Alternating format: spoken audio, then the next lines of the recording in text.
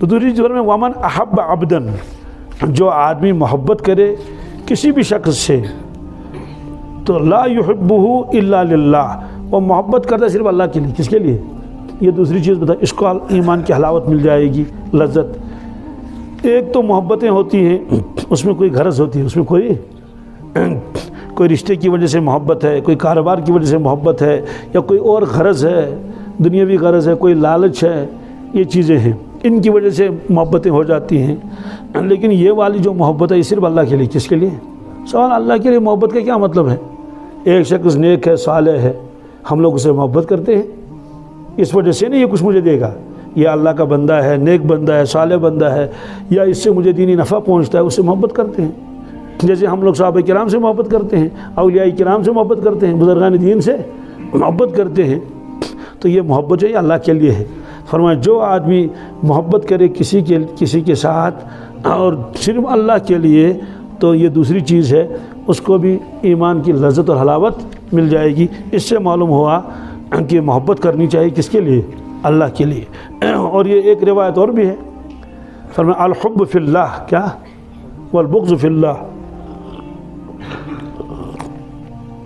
الحمدللہ اللہ کے لیے محبت رکھے جسے بھی رکھے، اور اگر بغض رکھے تو وہ کس کے رکھے؟ سوال اللہ کے لیے بغض کسے رکھے گا؟ اللہ کے لیے بغض رکھنے کا مطلب یہ ہے کہ ایک شخص خلاف شریعت کام کرتا ہے اور طرح طرح کے حرام کاموں میں مبتلا ہے، اب ہم اس سے نفرت کرتے ہیں، محبت نہیں کرتے ہیں. فرماتے ہیں کہ یہ درست ہے، یہ الحب فی اللہ والبغض فی اللہ یہ ہونا چاہیے.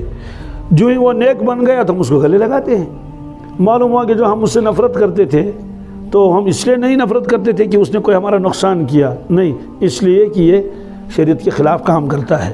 جو ہی وہ نیک بن گیا پھر سے محبت کرنے لگے. ایسا بہت ہوتا ہے، ایسا بہت ہوتا ہے.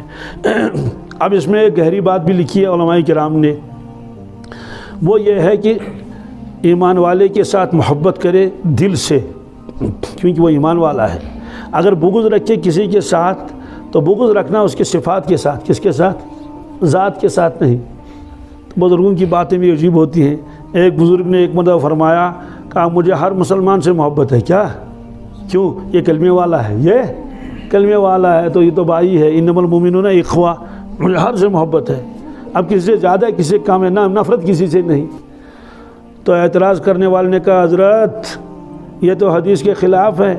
حدیث میں یہ ہے کہ تم محبت رکھو اللہ کے لیے اور بغض رکھو. اس کا مطلب کہ بغض والے بھی کچھ ہونے چاہیے، ان کے خلاف شریعت کام کرنے کی وجہ سے اور خلاف شریعت زندگی گزارنے کی وجہ سے ان سے تو نفرت ہونی چاہیے. تو بزرگ تو اونچے درجے کے تھے نا. انہوں نے کہا وہ روایت تو صفات کے بارے میں ہے، کس کے؟ وہ ذات کے بارے میں ہے نہیں. انہوں نے کہا میں بات سمجھا نہیں. انہوں نے کہا صفات مومن کے ساتھ بری صفت ان کی وجہ سے اس سے نفرت رکھ سکتے ہیں، لیکن اس کے ذات کے ساتھ پھر بھی محبت رکھنی پڑے گی. بات تو واضح ہوئی نہیں.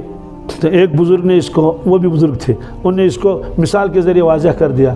کہا دیکھو اولاد کے ساتھ محبت ہوتی ہے؟ میں کہا بالکل ہوتی ہے. کہ ایک شخص کی اولاد ہے، چھوٹا بچہ ہے، اس نے اپنے کپڑوں کو گندا کر دیا، پیشاب نکل گیا کپڑوں میں، وہ آپ کے قریب آنا چاہا، آپ کہتے ہیں میں ادھر بتاؤ ادھر بتاؤ ادھر بتاؤ، ارے تمہارے پیر گندے ہیں، تمہارے کپڑے گندے ہیں، تو آپ اسے نفرت کرتے ہیں. اس کو اٹھا لو، یہاں سے نکالو اسے، جلدی کرو. اب اس کی ماں نے اس کو اٹھا لیا، اس کو دھو لیا، کپڑے بدل دیے، صاف کر لیے. اب آپ کہتے ہیں آنند بکرس وشنیر بکرس لاؤ، اب میں اس کو کمر میں رکھ لوں گا. تو سوال ابھی تو آپ نفرت کر رہے تھے، ابھی آپ محبت کرنے لگے. کہتے ہیں وہ نفرت جو کرتا تھا وہ پیشاب کے ساتھ کرتا تھا. کس کے ساتھ؟ وہ جو گندگی لگی اس کے کپڑوں کے ساتھ، اس کی ذات سے تھوڑی نفرت تھی، نفرت تھی جو چیز اس کے ساتھ لگی ہوئی ہے. کہا یہ ہے مطلب اس حدیث کا کہ مومن کے ساتھ اس کی ذات کی وجہ سے محبت رکھنی پڑے گی. البتہ جو برائیاں اس کے اندر ہیں ان برائیوں کی وجہ سے ان کی صفات سے نفرت رکھنی پڑے گی. تو یہ اس بزرگ نے اس کی وضاحت کر دی. مثال بالکل صحیح ہے. تو یہ فرمایا کہ جو آدمی محبت کرے کسی سے اللہ کے لیے کرے.